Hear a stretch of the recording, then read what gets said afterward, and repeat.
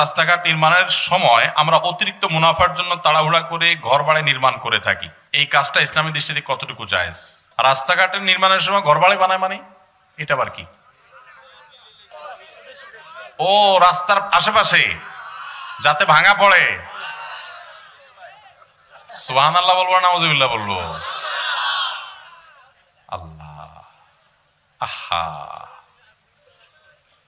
এই কাহিনী তো আমার এতটা জানা ছিল না। দেখেন কত মাসালা এখনো জানার অভাব আছে আমার। সুবহানাল্লাহ। ভাইরা আমার, দেখুন এই টাকা পয়সা এগুলো কি কবর নিয়ে যাওয়া যাবে ভাই? যে কাফন পরায় দেওয়া হবে শরীরে, জীবনে বহু জামাই তো পরেছি আমরা, তাই না? শার্ট, গেঞ্জি, পাঞ্জাবি, কত কিছু তো পড়তেছি, তাই না?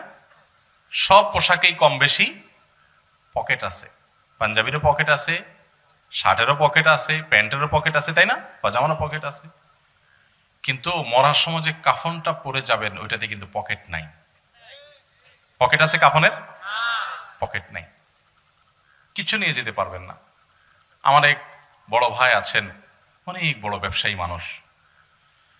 উনি আমাকে প্রায় বলেন, ভাই পয়সা কামার জন্য জীবনে বহু কষ্ট করছি, আল্লাহ যথেষ্ট দিছে না, এখন পয়সা কামার জন্য আর অতিরিক্ত কষ্ট, যেটা পাগল হয়ে যায় না মানুষ, এগুলো ছেড়ে দিছি। কারণ যেদিন বুঝেছি যে এগুলোর কোনো কিছু নিয়ে যেতে পারবো না, সেদিন চিন্তা করলাম কেন তাহলে এত কাহিনী করব। এই যে আপনি রাস্তা নির্মাণ হচ্ছে, সরকার একোয়ার করছে, রাস্তা নির্মাণ হচ্ছে, হতে যাচ্ছে, এটা টের পেয়ে রাস্তার আশেপাশে আপনি ঘর বানালেন, যাতে ভাঙলে যা খরচ করছেন তার চেয়ে বেশি বিল আপনি আদায় করতে পারেন। এই যে অসৎ উপায় আপনি অবলম্বন করলেন, অযথা একটা জিনিস ভাঙবেন, নিজে হাতে ধ্বংস করবেন, শুধুমাত্র একটু বেশি টাকা আদায়ের জন্য এই যে প্রতারণা করলেন, এই যে 2 নম্বরই করলেন, এই যে গুনাহের কাজ করলেন, এই যে অসততা অবলম্বন করলেন, এই যে চিটারি করলেন, এটার নাম চিটারি। বানাচ্ছেন ঘর, আসলে মতলব টাকা। বানাচ্ছেন ঘর, মতলব কি? মানুষ ঘর করে থাকার জন্য, ঘর করে ভাড়া দেওয়ার জন্য, ঘর করে ব্যবহার করার জন্য। আপনি ঘর করছেন ভাঙার জন্য। আপনি ঘর করছেন 2 নম্বর পথে টাকা কামাই করার জন্য। আপনি প্রতারণা করছেন, আপনি ধোঁকা দিচ্ছেন। নবী সাল্লাল্লাহু আলাইহি সাল্লাম বলেছেন, মান গাসসা ফালাইসা মিন্না, যে ধোঁকা দেয়, যে প্রতারণা করে, যে 2 নম্বরই করে, যে চিটারি করে, সে আমার উম্মত নয়। আপনার দাড়ি অনেক লম্বা হতে পারে, আপনার দাড়ি সাদা হতে পারে, আপনি মেহেদি লাগাতে পারেন, আপনার টুপি অনেক লম্বা হতে পারে, আপনার পাগড়ি 7 হাত হতে পারে, আপনার জুব্বা অনেক লম্বা হতে পারে, আপনি হজ করতে পারেন, আপনি উমরা করতে পারেন, আপনি মসজিদের সভাপতি হতে পারেন, সেক্রেটারি হতে পারেন, ইমাম সাহেব হতে পারেন, আলেম সাহেব হতে পারেন, আপনি মসজিদের অনেক সামনের কাতারে মুসল্লি হতে পারেন। আপনি যেই হন না কেন, যত বড় টুপি লাগেন না কেন, আল্লাহর খাতায় আপনি চিটার, আল্লাহর খাতায় আপনি প্রতারক, আপনি ভণ্ড, আপনি 2 নম্বর মানুষ।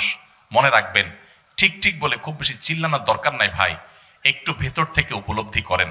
হয়তো আপনারা এখন চিন্তা করতেছেন আপনাদের এলাকায় কেউ এই কাজ করছে, এখন তারে বাঁশ দেওয়ার জন্য জোরে সোরে ঠিকঠাক বলতেছেন। ভাইরা আমার, আমি ঠিকের টোন শুনে চেষ্টা করি বোঝার এই ঠিকের মতলব কি।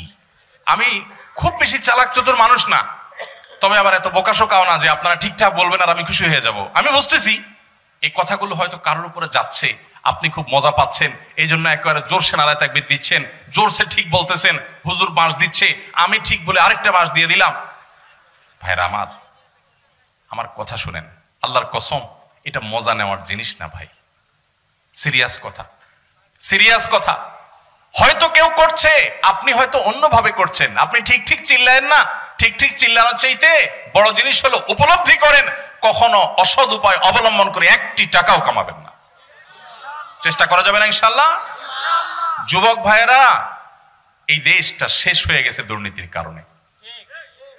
আমাদের দেশ যতটা পিছিয়ে আছে, আমরা যতটা অন্যান্য দেশের চাইতে পেছনে আছি, তার প্রধান প্রধান এবং মূল কারণ হলো দুর্নীতি।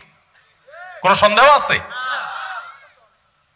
আমাদের রাস্তায় রডের বদলে বাঁশ, প্রত্যেকটা ক্ষেত্রে। এটা তো খুব মজা করে বললেন, রডের বদলে বাঁশ, দেখে খুব মজা নিয়েছেন, অমুকে করছে তমুকে করছে, ফেসবুকে গোষ্ঠী উদ্ধার করছেন। আপনার একটা চাকরি দিয়ে দিলে, সবাই না, অনেকে আছেন যে ফাইলটা আটকায়া 10 টাকা কামাই করবেন। মুখে অনেক লম্বা লম্বা কথা, ঠিক ঠিক বলা অনেক সোজা। এখানে ঠিক ঠিক বলার চাইতে গুরুত্বপূর্ণ হলো শপথ করেন যে আমাকে আল্লাহ যদি তৌফিক দান করে, চৌকিদারির চাকরি হোক আর রাষ্ট্রপতির চেয়ার হোক, যেখানে থাকি না কেন আমার জীবন যাবে, আমি অবৈধ উপার্জন করব না ইনশাআল্লাহ।